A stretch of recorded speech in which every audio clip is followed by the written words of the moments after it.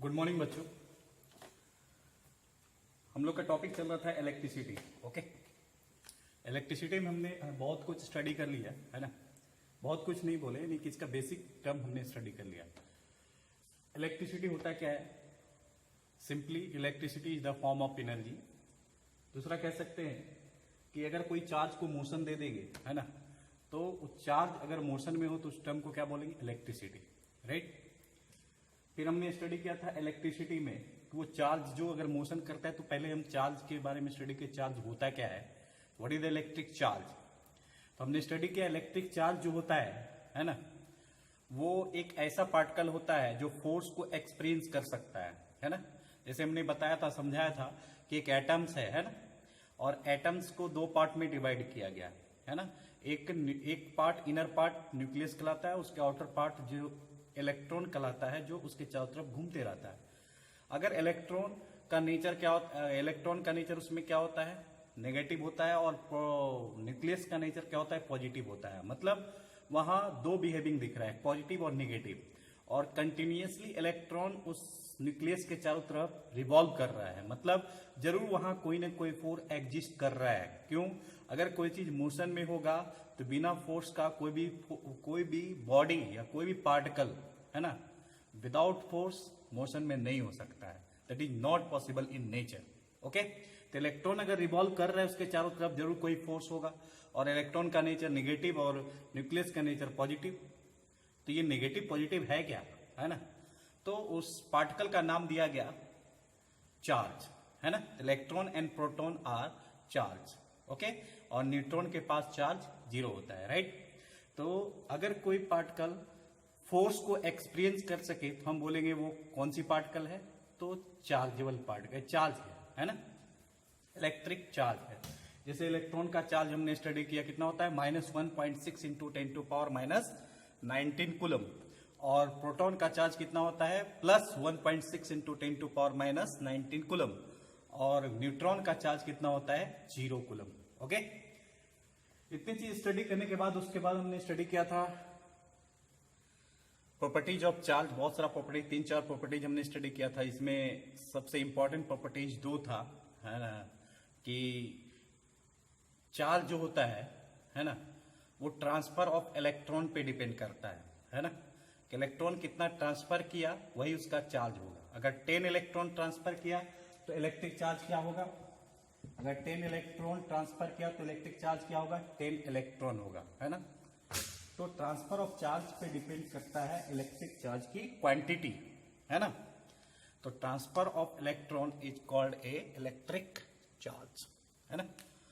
दूसरा था कि इलेक्ट्रिक चार्ज होता है नेचर में कंजर्व होता है। मतलब हम ना चार्ज को क्रिएट कर सकते हैं, ना हम उसको डिस्ट्रॉय कर सकते हैं। कर क्या सकते हैं? तो एक बॉडी से दूसरे बॉडी में ट्रांसफर कर सकते हैं, है ना। और ये हमने देखा भी था, है ना, मेथड ऑफ चार्जिंग में। तो 3 तरह का मेथड ऑफ चार्जिंग का बताए थे, है ना। 3 तरह का मेथड ऑफ चार्जिंग होता है, friction method, conduction method and induction method. Friction method में रबिंग करके हम चार्ज को जनरेट कर लेते हैं, है ना। और कंडक्शन में एक बॉडी से चार्ज को हम दूसरे बॉडी में ट्रांसफर कर रहे थे। और इंडक्शन में कि दो बॉडी बिना कोई कांटेक्ट हुए एक बॉडी से चार्ज दूसरे बॉडी में क्या हो जा रहा था? इंड्यूस्ड हो जा रहा था, है ना। इंडक्शन इस तरह से स्टडी किए थे।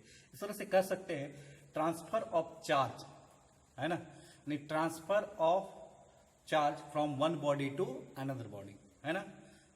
That is the conservation of charge. Okay, तो चार्ज ना तो क्रिएट कर सकते हैं ना डिस्ट्रॉय कर सकते हैं। अब क्वेश्चन हमारा होता है कि अगर इलेक्ट्रिसिटी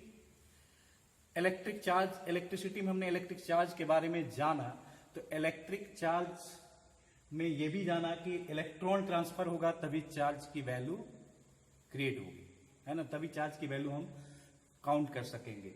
Q = NE। अगर ये चार्ज ट्रांसफर होगी तो क्या ट्रांसफर होगी? चार्ज ट्रांसफर होगी, इलेक्ट्रॉन ट्रांसफर होगी। इलेक्ट्रॉन ट्रांसफर होगी one body to another body, और जितना इलेक्ट्रॉन ट्रांसफर होगी वही उसका चार्ज होगा। अब क्वेश्चन अराइज होता है कि इलेक्ट्रॉन किस में ट्रांसफर करेगा? सारे मटेरियल में ट्रांसफर कर सकता है? सारे मटेरियल में ट्रांसफर कर सकता है? आंसर है नो, है ना। तो जिस मटेरियल में ट्रांसफर कर सकता है चार्ज एक बॉडी से दूसरे बॉडी में, है ना, तो उस मटेरियल का नाम क्या है ना, व्हाट इज द नेम, है ना। तो अब हम लोग यहां पे जो स्टडी करने वाले हैं इलेक्ट्रिसिटी में टाइप्स ऑफ मटेरियल, क्या स्टडी करने वाले हैं इलेक्ट्रिसिटी में types of material. Types of material मतलब कि किस मटेरियल में इलेक्ट्रिसिटी पास होगी और किस मटेरियल में इलेक्ट्रिसिटी पास नहीं होगी। तो on the basis of electricity, है ना, मटेरियल को कितने पार्ट में डिवाइड किया गया है, उसी को कहते हैं टाइप्स ऑफ मटेरियल। ओके, तो कितने पार्ट में डिवाइड किया गया मटेरियल को, उसकी बात करेंगे यहां पे, है ना। तो आते हैं, तो types of material on the basis of electricity, किस मटेरियल में इलेक्ट्रिसिटी पास होगी और किस मटेरियल में इलेक्ट्रिसिटी पास नहीं होगी।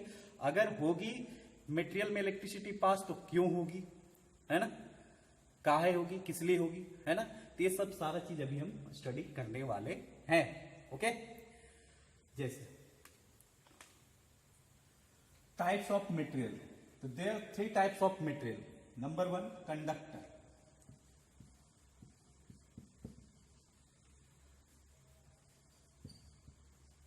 जितने भी मेटल है ना, ऑल मेटल आर कंडक्टर, है ना। इसका दूसरा नाम कह सकते हैं कंडक्टिव मटेरियल, है ना। मेटल का दूसरा नाम क्या होता है, कंडक्टिव मटेरियल। तो all metal are conductor. Conductor कहता है कि ये जो मटेरियल है कंडक्टर, ये जो मेटल है, मेटल में इलेक्ट्रिसिटी पास करती है। इसलिए हम घर का जब वायरिंग करते हैं तो उसमें जो वायर यूज करते हैं वो वायर किसका होता है, मेटल का होता है। किसका बना होता है, मेटल का, है ना। हम लोग अदर मटेरियल नहीं यूज करते। जैसे हम बोलेंगे कुछ वायर की जगह रबर यूज करो तो क्या इलेक्ट्रिसिटी उसमें पास करेगी, आंसर है नो, है ना। क्यों नहीं करेगी, उसका रीजन है, अभी बताएंगे। ओके, तो कंडक्टर, जितने भी मेटल है, ऑल मेटल आर कंडक्टर, और इसमें इलेक्ट्रिसिटी पास होती है। मतलब कंडक्टर इलेक्ट्रिसिटी को अलाउ करती है, मतलब इसमें इलेक्ट्रॉन एक बॉडी से दूसरे बॉडी में ट्रांसफर हो सकता है ना। That is the conductor. हो सकता है नहीं, होता है। ओके, तो कंडक्टर की बात करते हैं। ऑल मेटल आर कंडक्टर, जितने भी मेटल हैं सारा का सारा क्या है, कंडक्टर है। All metal are conductor.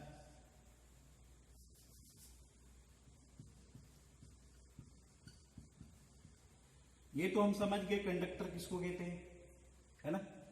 All metal are conductor. अब इसमें इलेक्ट्रिसिटी पास क्यों होती है ना, इसका रीजन क्या है। तो इसका रीजन है, इसमें इलेक्ट्रिसिटी इसलिए पास होती है क्योंकि इसमें फ्री इलेक्ट्रॉन होता है। कंडक्टर में क्या होता है, फ्री इलेक्ट्रॉन होता है। More number of free electron are present.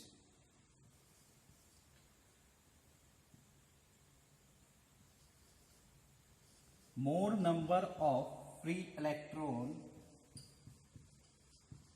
are present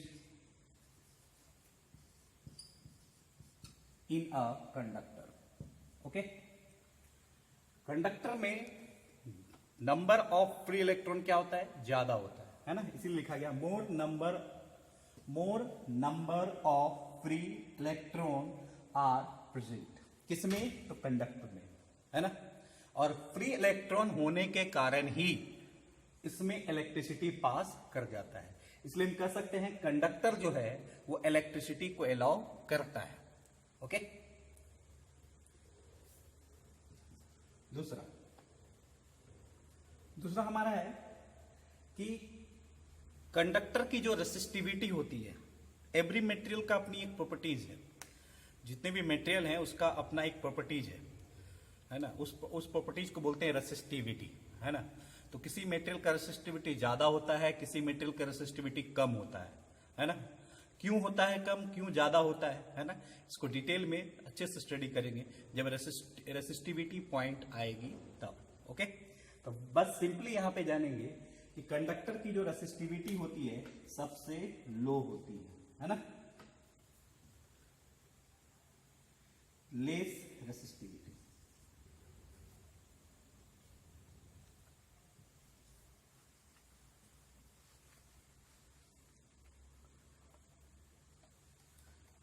resistivity बोल सकते हैं, लो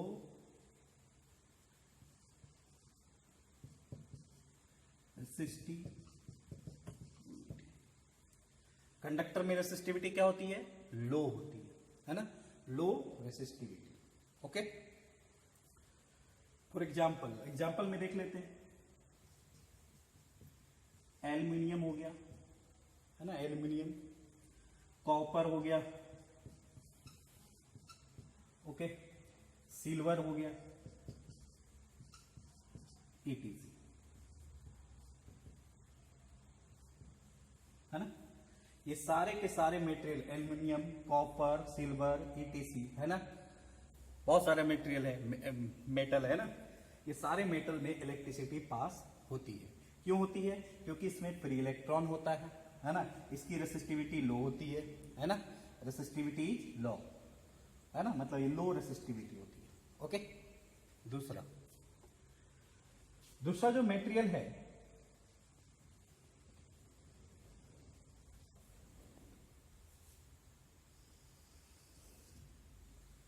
वो हमारा है इंसुलेटर।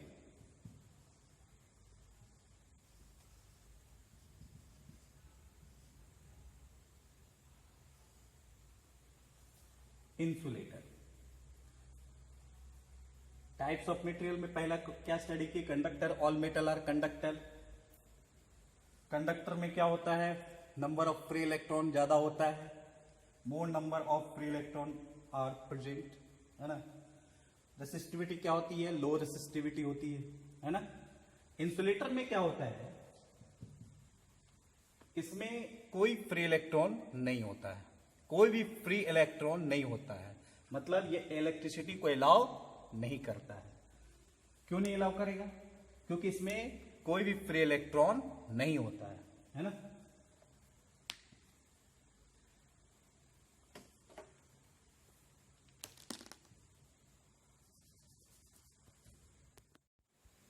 नेक्स्ट हमारा मटेरियल है इंसुलेटर। इंसुलेटर एक ऐसा मटेरियल है जो इलेक्ट्रिसिटी को अलाउ नहीं करता है। क्यों नहीं करता है? उसका रीजन क्या है?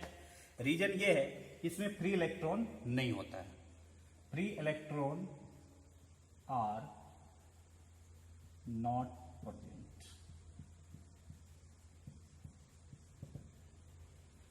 Free electron are not present, free electron इसमें नहीं होता है। ओके, दूसरा पॉइंट, इसकी रेसिस्टिविटी जो होती है वो हाई होती है। Resistivity is high.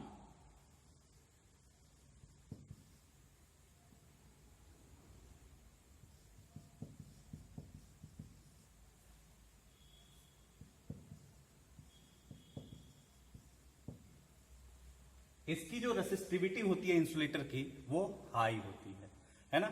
इसीलिए इंसुलेटर जो है इलेक्ट्रिसिटी को अलाउ नहीं करता है ना। फॉर एग्जाम्पल,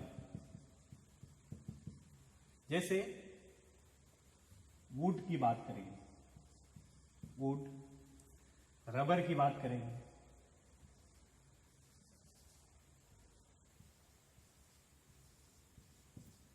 है ना, प्लास्टिक, पॉलीथीन वगैरह की बात करेंगे, है ना, प्लास्टिक थिंग्स की बात करेंगे।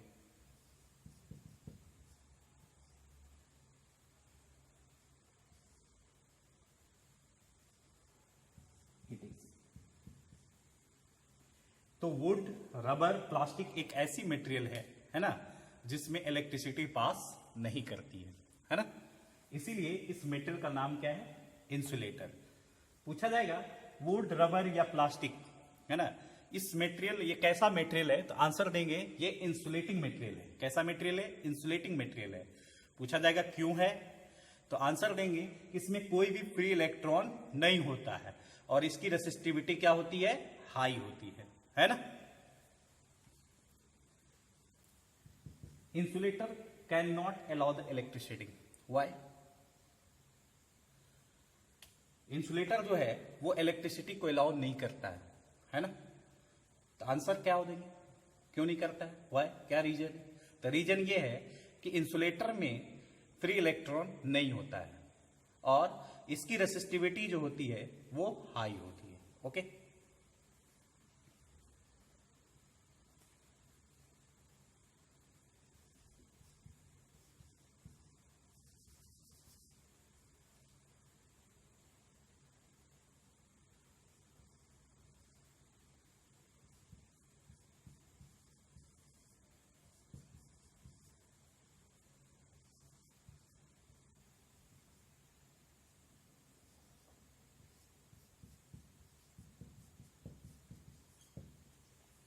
it cannot pass the electricity.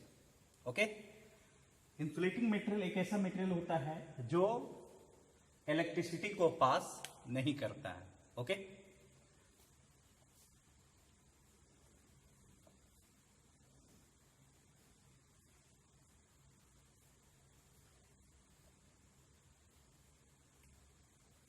ठीक, प्लीज राइट डाउन।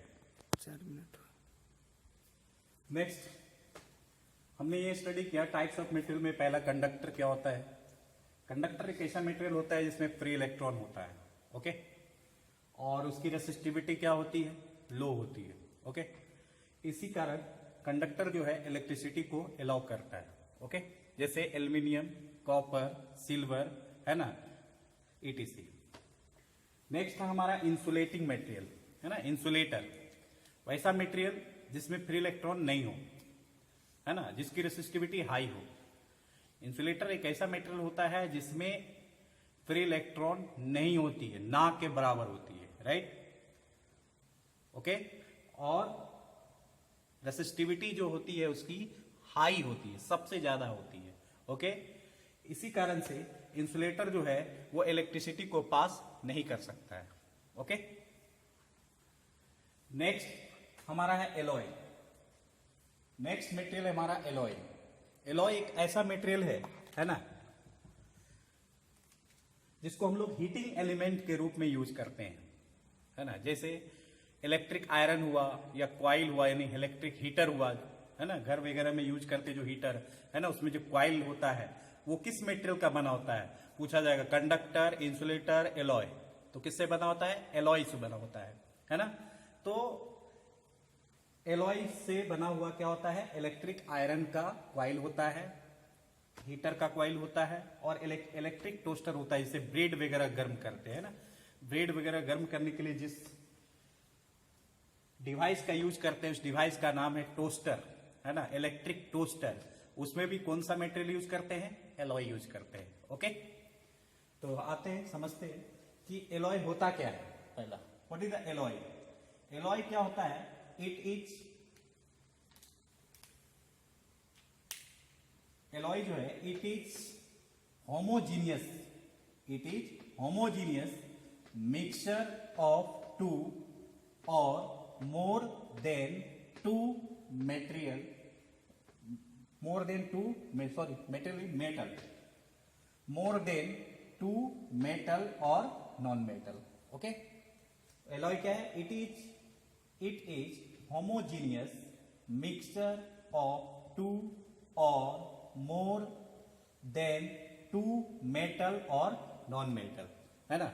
एलॉय क्या है, एक मिक्सचर होता है किसका, मेटल और एलॉय का। तो मिक्सचर जब भी होगा मिनिमम 2 मेटेरियल होना चाहिए, है ना।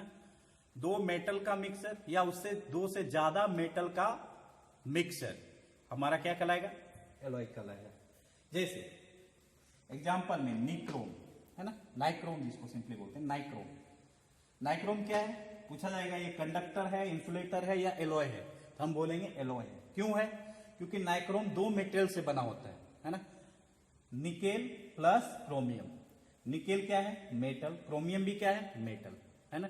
तो 2 मेटल का मिक्सचर है, तो नाइक्रोम क्या हो गया, एलॉय हो गया। ओके, दूसरा एग्जांपल है मैग्नीन। दूसरा एग्जांपल है मैग्नीन, है ना। मैग्नीन 3 मेटल का मिक्सचर होता है। Number 1 copper, second manganese, third nickel. ये 3 मेटल का मिक्सचर क्या कहलाएगा, मैग्नीन। तो मैग्नीन में क्या है, कंडक्टर है, इंसुलेटर है या एलॉय है, तो एलॉय है। ओके, नेक्स्ट है कॉन्स्टेंटन। क्या नाम है, कॉन्स्टेंटन। इसमें भी कितने मटेरियल का मिक्सचर है, 2। Copper plus nickel. कॉपर भी मेटल है, निकेल भी मेटल है, दोनों मिलके क्या बनाता है? कांस्टेंट टन बनाता है। फिर पूछा जाएगा कांस्टेंट टन कैसा मेटेरियल है, कंडक्टर है, इंसुलेटर है या एलॉय है? तो आंसर देंगे ये एलॉय है। Okay, any doubt? तो nichrome, manganese and constantan that is the alloy. Okay, क्यों? क्योंकि ये 2 और मोर मेटल का क्या है? मिक्सचर है। ओके, नेक्स्ट पॉइंट चलते हैं कि एलॉय जो है इसकी प्रॉपर्टीज क्या क्या होती है ना, इसकी कैरेक्टरिस्टिक्स क्या क्या होती है। इसकी कैरेक्टरिस्टिक्स होती है it is not oxidize at high temperature, मतलब हाई टेम्परेचर दे देंगे तब पर भी वो ऑक्सीडाइज नहीं होगा, मतलब बर्न नहीं करेगा, है ना। ओके, यानी कि 200, 300, 400, 3000 डिग्री सेल्सियस भी दे देंगे टेम्परेचर, तो एलॉय जो है वो बर्न नहीं होगा, ऑक्सीडाइज नहीं होगा। ओके, समझ में आ रही बात? इसीलिए हम बोलेंगे कि मेटल का जो है मेल्टिंग पॉइंट और बॉइलिंग पॉइंट वो क्या होता है? हाई होता है। ओके, 300 डिग्री सेल्सियस से भी ज्यादा टेम्परेचर देंगे तब वो मेल्ट करेगा। ओके, समझ में आ रही बात? इसीलिए बोलेंगे एलॉय का मेल्टिंग पॉइंट क्या होता है? हाई होता है। एलॉय जो है it is not oxidize at high temperature, मतलब हाई टेम्परेचर देने के बावजूद भी एलॉय जो है वो बर्न नहीं करता है। ओके, और एलॉय का जो मेल्टिंग पॉइंट होता है वो क्या होता है? हाई होता है। नेक्स्ट है इसकी जो रेसिस्टिविटी जो होती है, एलॉय की जो रेसिस्टिविटी होती है, resistivity higher than metal but lesser than insulator. कहता है कि रेसिस्टिविटी जो है एलॉय का वो कंडक्टर से ज्यादा होता है बट इंसुलेटर से कम होता है। Okay, resistivity is higher than metal, metal मतलब कंडक्टर। रेसिस्टिविटी जो होता है एलॉय का वो कंडक्टर से ज्यादा होता है बट इंसुलेटर से कम होता है। ओके, नेक्स्ट है इसको, हाँ इसी प्रॉपर्टीज के कारण हम इसको यूज करते हैं हीटिंग एलिमेंट के रूप में। किस एलिमेंट के रूप में? हीटिंग एलिमेंट के रूप में। It is use for heating element, it is use for heating element. हम एलॉय को हीटिंग एलिमेंट के रूप में यूज करते हैं, है ना। जैसे हीटर, इलेक्ट्रिक आयरन जिसे प्रेस वगैरह करते हैं, है ना। तो उस इलेक्ट्रिक आयरन में जो क्वाइल होता है वो किस मेटेरियल का बना होता है? क्वेश्चन पूछा जाता है ना। तो किस मेटेरियल का बना होता है? एलॉय का बना होता है। इलेक्ट्रिक हीटर में भी जो क्वाइल होती है ना, वो किस मेटेरियल का बना होता है? तो एलॉय का बना होता है। इलेक्ट्रिक टोस्टर जिसे ब्रेड वगैरह गर्म करते हैं तो किस मेटेरियल का बना होता है? तो एलॉय का बना होता है ना। तो इस तरह से कह सकते हैं कि आयरन, हीटर और टोस्टर जो है ये कैसा एलिमेंट है? हीटिंग एलिमेंट है। ओके, क्यों? क्योंकि इसमें एलॉय जैसी मेटेरियल को हम लोग यूज करते हैं, है ना। तो हम भी एक तरह से ये भी कह सकते हैं कि एलॉय जो है हमारा हीटिंग एलिमेंट मेटेरियल है। ओके, तो क्वेश्चन पूछा जाता है इलेक्ट्रिक आयरन में, है ना, कौन सी मेटेरियल यूज करते हैं फॉर हीटिंग पर्पस के लिए, है ना। फॉर हीटिंग पर्पस के लिए कौन सा मेटेरियल यूज करते हैं? तो हम लोग एलॉय यूज करते हैं, है ना। Why alloy use for heating element, है ना। तो आंसर देंगे एलॉय की जो मेल्टिंग पॉइंट है वो हाई होता है, एलॉय की जो रेसिस्टिविटी होती है वो हाई होता है, और हाई टेम्परेचर पे भी वो ऑक्सीडाइज नहीं करता है। ओके, इसीलिए एलॉय जो है एक हीटिंग एलिमेंट के रूप में यूज करते हैं। ओके।